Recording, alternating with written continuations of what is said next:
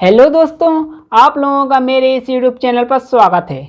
आज के इस वीडियो के माध्यम से मैं आपको इंडियन एविडेंस एक्ट 8072 की कुछ महत्वपूर्ण धाराओं को टिक मार्क करवाऊंगा, जो अक्सर प्री और मेंस के एग्जाम में जिन धाराओं को बार बार पूछा जाता है मेंस में और प्री में।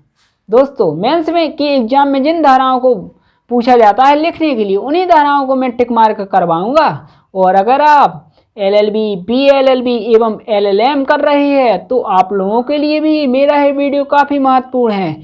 इन्हीं सेक्शन में से आपके जो मैं टिक मार्क करवाऊंगा, उन्हीं सेक्शन में से आपके पेपर में लिखने के लिए दोस्तों पूछा जाएगा। दोस्तों, आइए अब हम जानते हैं इंडियन एविडेंस एक्ट 8072 में 167 सेक्शन है और 11 अध्याय है और इसे 3 भागों में डिवाइड किया गया है। दोस्तों, लॉ की दृष्टि से वही सेक्शन सबसे ज़्यादा महत्वपूर्ण होते हैं जो मेन सेक्शन होते हैं। मेन सेक्शन से ही क्वेश्चन फ्रेम किए जाते हैं, चाहे वह प्री का एग्जाम हो, चाहे वह मेंस का एग्जाम हो। और LLB के एग्जाम में भी उन्हीं सेक्शन से क्वेश्चन रिपीट किए जाते हैं। दोस्तों, इसका पहला अध्याय प्रीम्बल के बारे में बात करता है। सेक्शन 1 दोस्तों मेंस की नज़र से महत्वपूर्ण नहीं है, लेकिन प्री के एग्जाम में आपसे पूछा जा सकता है इंडियन एविडेंस एक्ट 8072 की किस सेक्शन में विस्तार तथा क्षेत्र के बारे में बताया गया है। सेक्शन 1 दोस्तों प्री की नज़र से आपको पढ़ना है, मेंस की नज़र से नहीं देखना है। डायरेक्ट की लैंग्वेज आपको एक बार पढ़ लेना है जिससे आपको नॉलेज में बना रहे। दोस्तों, सेक्शन 3 बहुत ही महत्वपूर्ण है, जो कहती है निर्वचन खंड के बारे में बात करती है। इसमें कुछ परिभाषाएं दी गई हैं जो आपकी एग्जाम की दृष्टि से बहुत ही महत्वपूर्ण है। यानी कि यह कहा जाएगा आमतौर पर कि यह जो परिभाषाएं हैं भारतीय साक्ष्य अधिनियम के स्तंभ पिलर है। इन्हीं पर पूरी भारतीय साक्ष्य अधिनियम की सभी सेक्शन डिपेंड है।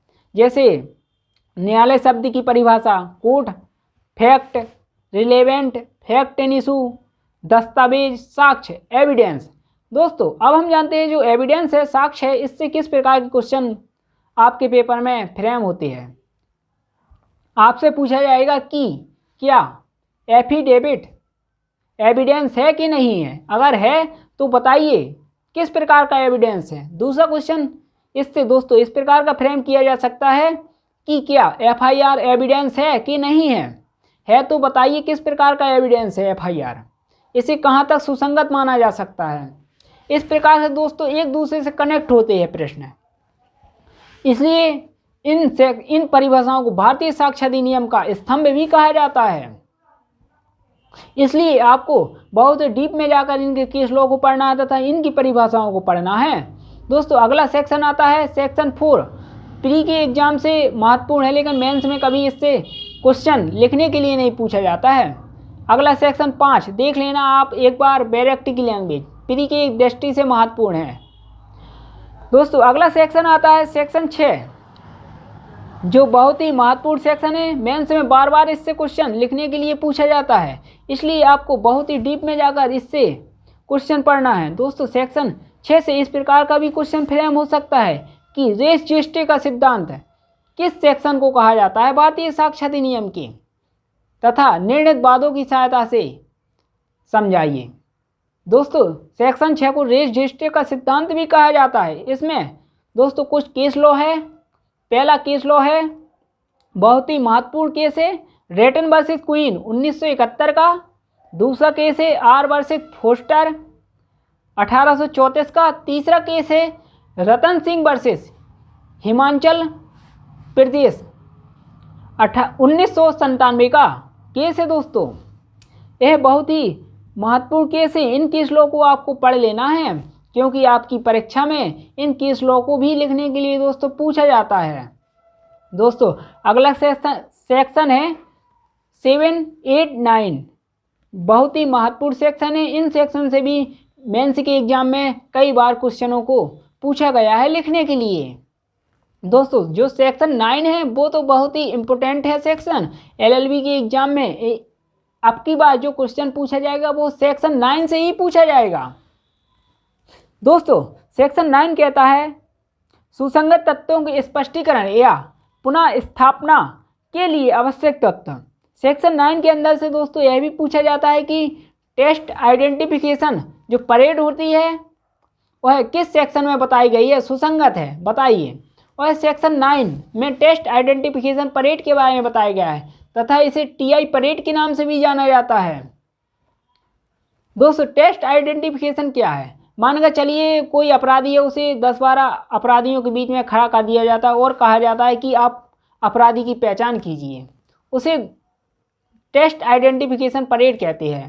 दोस्तों इसको शिनाख्त का नियम तथा शिनाख्त की कार्यवाही भी कहा जाता है सेक्शन 9 को। दोस्तों इसे एग्जाम्पल की सहायता से और अच्छे से समझ सकते हैं। मान कर चलिए दोस्तों एक नम्रता नाम की लड़की है, वह अंकिता नाम की लड़की की हत्या कर देती है। तो जब टेस्ट आइडेंटिफिकेशन परेड की जाती है तो नम्रता नाम की लड़की को 10-12 लड़कियों के बीच में खड़ा कर दिया जाता है अच्छे से तैयार कर और कहा जाता है कि अपराधी की पहचान करो।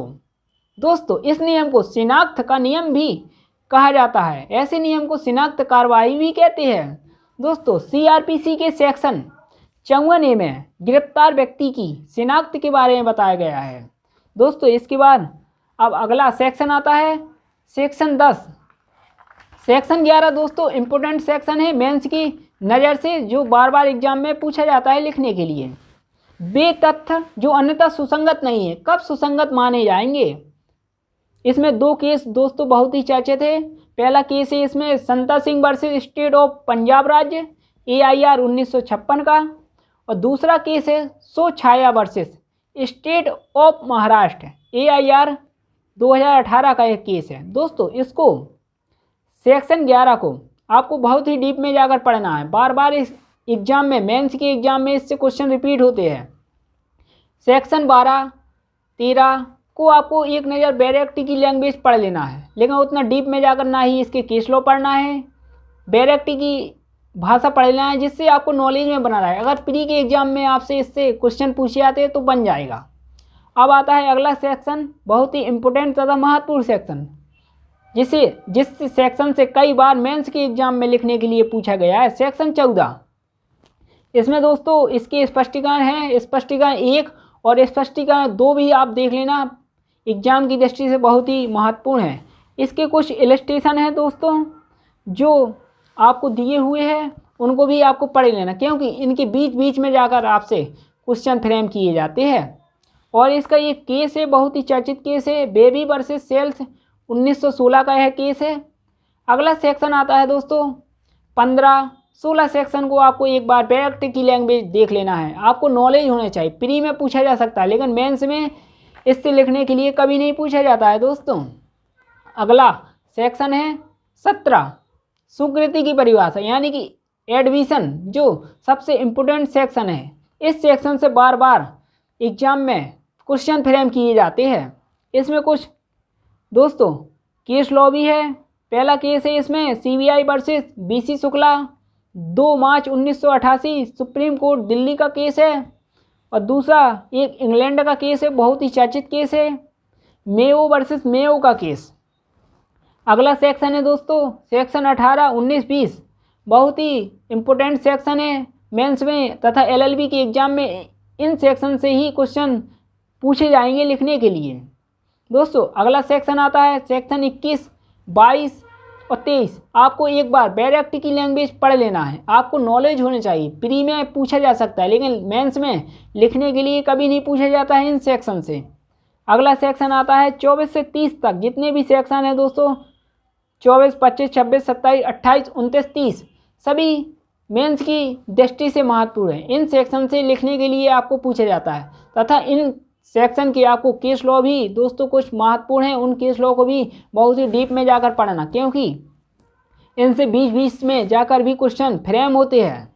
दोस्तों सेक्शन 29 है जो बहुत ही महत्वपूर्ण है, सेक्शन 30 भी मेंस की दृष्टि से बहुत महत्वपूर्ण है। इसके बाद सेक्शन 31 आपको बैरक टी की लैंग्वेज पढ़ लेना है, उतना महत्वपूर्ण नहीं है, प्री की दृष्टि से महत्वपूर्ण है लेकिन मेंस में कभी लिखने के लिए इस सेक्शन से नहीं पूछा जाता। अगला सेक्शन है 32 दोस्तों, बहुत ही इंपॉर्टेंट सेक्शन है मेंस में, इससे कई बार क्वेश्चन फ्रेम हो चुके हैं लिखने के लिए। दोस्तों इसमें एक बहुत ही चर्चित केस है पागला नारायण स्वामी वर्सेस किंग एम्परर 1939 का यह केस है, जो बहुत ही चर्चित केस है। इसके दोस्तों जो सब क्लॉज 1, 2, 3, 4, 5, 6 दिए हुए हैं उनको भी आपको देख लेना है, क्योंकि इनके बीच बीच में जाकर क्वेश्चन कई बार फ्रेम किए जा चुके हैं दोस्तों, इसलिए सेक्शन 32 को बहुत ही डीप में जाकर पढ़ना। इसके बाद दोस्तों सेक्शन 33, 34, 35, 36, 37, 38, 39, 40 आपको देख लेना है। डायरेक्ट की लैंग्वेज एक बार नॉलेज होना चाहिए। अगर आपसे प्री में पूछा जाता है तो आपसे बन जाए दोस्तों। जैसे इसका सेक्शन 36 है, बहुत ही छोटा सेक्शन है, जिससे प्री में कई बार क्वेश्चन पूछा गया है। मैप चार्ट किस सेक्शन में भारतीय साक्ष्य अधिनियम की परिभाषित किया गया है, वो सेक्शन है दोस्तों सेक्शन 36। इसके बाद 37, 38, 39, 40, 41 सेक्शन को आपको डायरेक्ट की लैंग्वेज पढ़ लेना है, नॉलेज होना चाहिए। लेकिन मेंस में लिखने के लिए इन सेक्शन से कभी नहीं पूछा जाता है, प्री में पूछा जाता है।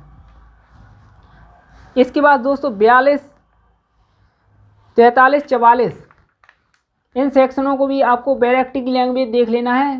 प्री के हिसाब से महत्वपूर्ण है, लेकिन मेंस में कभी लिखने के लिए नहीं पूछा जाता है। और अगला सेक्शन है दोस्तों opinion of third person when relevant, यानी कि सेक्शन 45 से 51 तक अन्य व्यक्तियों की राय कब सुसंगत होगी उसके बारे में बताया गया है दोस्तों। इन सेक्शन में से सबसे महत्वपूर्ण सेक्शन है सेक्शन 45 विशेषज्ञों की राय। इसको आपको बहुत ही डीप में जाकर दोस्तों पढ़ना है। इसमें कुछ केस लॉ भी है महत्वपूर्ण, उन केस लॉ को मैं आपको बता रहा हूँ, आप लिखते जाए। इसका पहला केस है Ram Narayan versus state of UP 1973 का यह केस है दोस्तों। और दूसरा केस है India Tourism Development Corporation Limited versus Miss Susan Leigh Beer AIR 2015 Delhi High Court का यह केस है। तीसरा इसमें सबसे महत्वपूर्ण केस है Abdul Rahman versus state of Mysore high court 1972 का यह केस है। तथा चौथा केस है Kishan Singh versus N Singh AIR 1983 Punjab राज्य का यह केस है। और पांचवा सबसे महत्वपूर्ण तथा इम्पोर्टेंट केस है, जिसे कई बार मेंस की एग्जाम में लिखने के लिए पूछा गया है तथा LLB की एग्जाम में पूछा गया है, सिद्धार्थ वरिष्ठ versus state NCT of Delhi AIR 2010 का मामला है। और अगला केस है स्टेट ऑफ रंगास्वामी 2003 कर्नाटक राज्य का यह केस है दोस्तों।